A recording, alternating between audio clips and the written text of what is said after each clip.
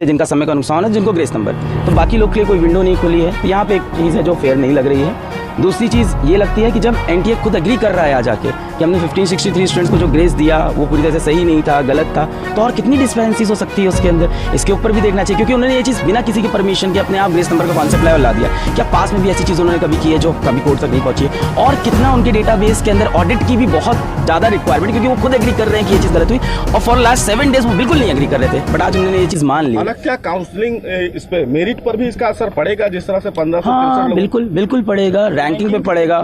Ranking बिल्कुल री exam के बाद ही रैंकिंग डिसाइड होगी, क्योंकि काउंसलिंग ये कह रहे हैं कि 6 जुलाई से करेंगे। तो ये कह रहे हैं कि जब 23 जून वाला पेपर हो जाएगा, जल्द से जल्द उसके रिजल्ट निकाल देंगे और उसके बाद फिर से सबकी रैंक शफल होगी, बनेगा। पर हमारा मुद्दा अभी भी ये है कि बहुत से बच्चे अपने समय का नुकसान रिपोर्ट नहीं कर पाए। इसके साथ साथ जो पेपर लीक का केस था, उसमें माननीय सुप्रीम कोर्ट ने ये कहा कि वो केस बिल्कुल खुला हुआ है, उसकी अगली सुनवाई होगी।